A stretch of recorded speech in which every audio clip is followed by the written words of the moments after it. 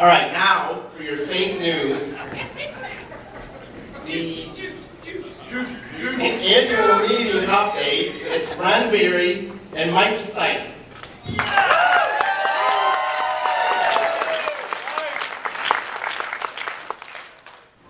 Hello. Is this on? No, it's on.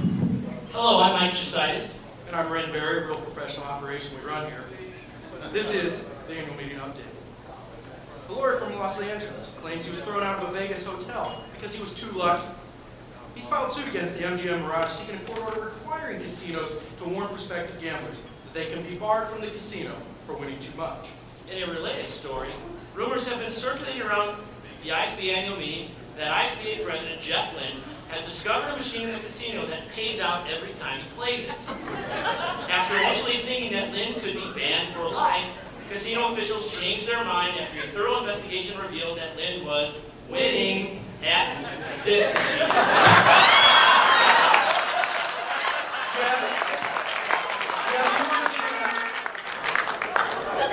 Jeff, you were given that lifetime pass to return anytime you wanted for your stellar double-down skills. When asked to comment about the situation, Lynn simply quoted his idol and mentor by saying, "Duh, winning."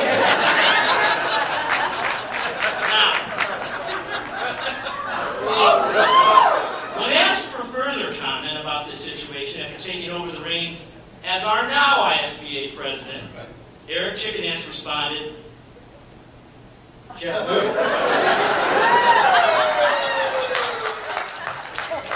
In a different story, a United States District Court judge in Florida was not amused when the attorneys in a contentious insurance dispute could not even stipulate to a matter as simple as the location of a deposition. After chastising the attorneys, the judge ordered the following, quote, "If counsel cannot agree on a neutral site, they shall meet on the front steps of the courthouse and engage in one game of rock, paper, scissors. The winner of this engagement shall be entitled to select a location for the deposition," end quote.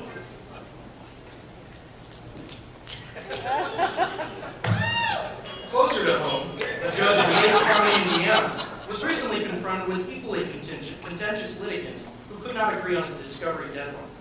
The judge decided to settle their dispute by subjecting the parties to a trivia contest about the judge's favorite television show, MTV's The Jersey Shore.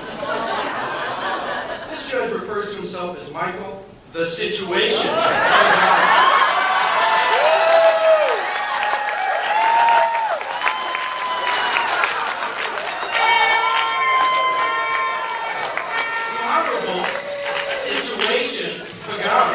Was unable to be here tonight due to his busy schedule of gym, tanning, and laundry. Randy, you better be careful. I hear he's packing there. In different news, the leader of Venezuela, Hugo Chavez, after recently deciding to join Twitter, has now hired a staff of 200 to help him reply to tweets. 200? Evidently, socialism is a form of government that can create jobs instantly. Chavez joined the microblogging site and now can stake claim as a top Twitter user in Venezuela, having racked up, guess how many followers, Ren? How many? 237,000 followers within 2 weeks. Fidel Castro is another noted technology and freedom of speech advocate, is one of the people that is following him. In his Twitter bio, Chavez describes himself as what is that word? Can we get Mitch Oppenheimer? I'm sorry.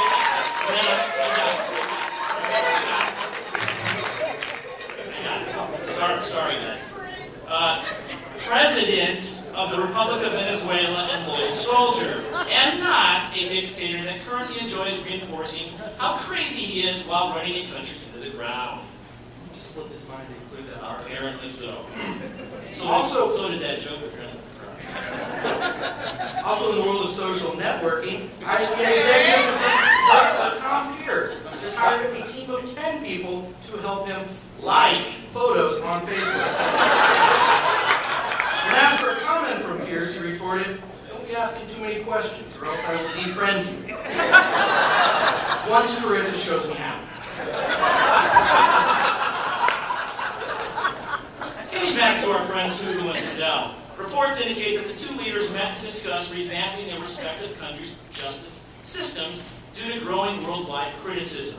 In response, Chavez and Castro decided to search for a legal system that claims it provides due process, but really doesn't. After a long search, they unanimously recommended the adoption of the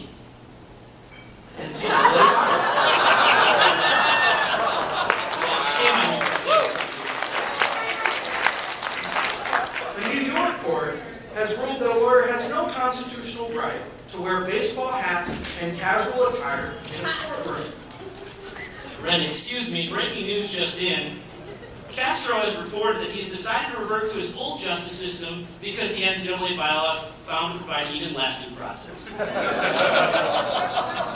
for the interruption. Interesting. Back to this story. The New York court ruled that the lawyer has no constitutional right to wear baseball hats, ordered the lawyer to remove this hat, and admonished him about not dressing formally enough. Now, another attorney was criticized for his attire recently in Porter County. Midway through the second day of a 5-day jury trial, opposing counsel called for a mistrial, claiming that the female jurors were not paying attention to the testimony, and rather to the defense attorney, who was overly well-dressed and scrupulously neat. The motion was taken under advisement. When the defense attorney was asked for comment, ISBA Treasurer Michael Tolbert responded. Well, I'm not sure how the judge is going to come down on this motion, but, you know, you could really use a shoe shine. And Oh, yeah, he likes those manicures. Okay. all right, for this next segment, please welcome to the stage the resident Young Lawyers Section rock star, Casey Kannenberg.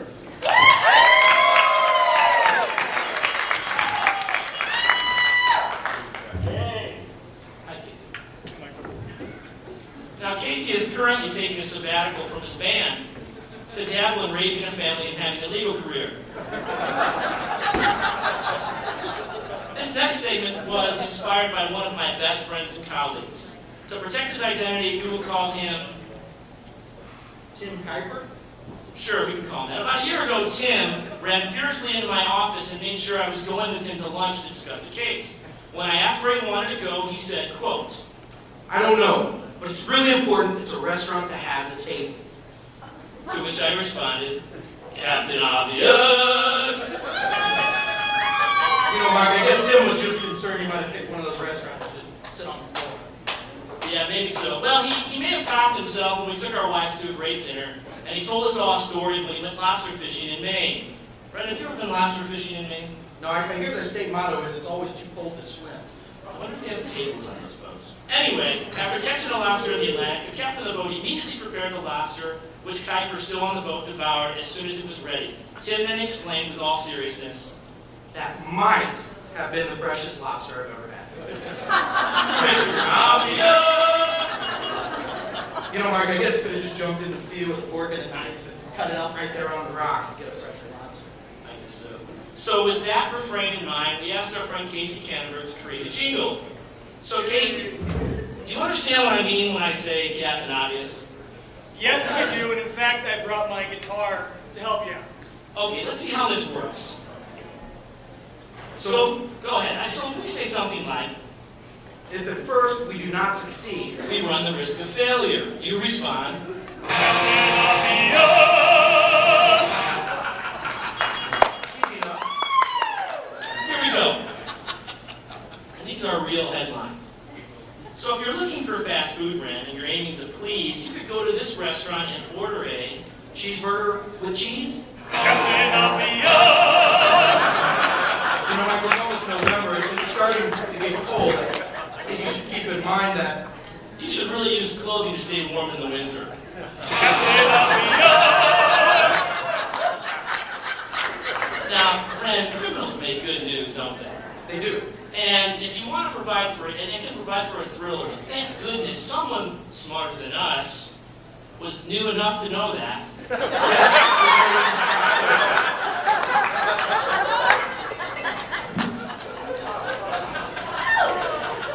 Well, Mike, I definitely feel safe that our government remains vigilant in its pursuit of illegal arms sales. In fact, just recently, feds raided a gun shop and found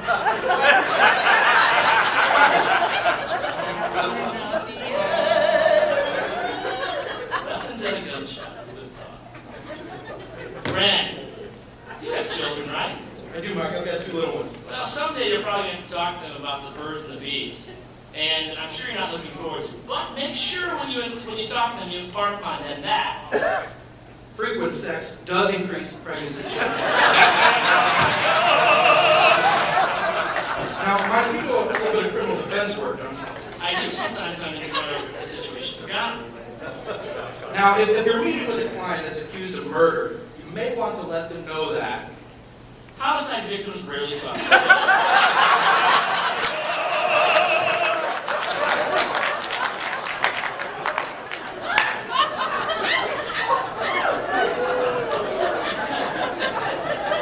And it shouldn't take a seasoned cop to know that shooting is prohibited at a school bus stop.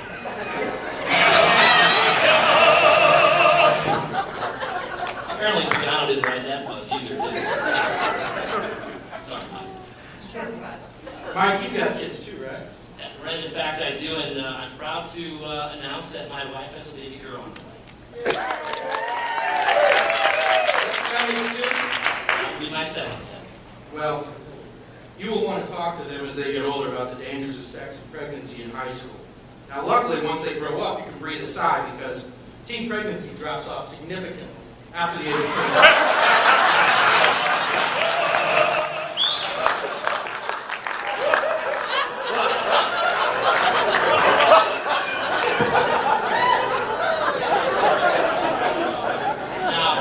My mentors in the ISBA was talking to me today, Bill Jones. He was telling me that he stopped having relations in high school once he graduated law school. And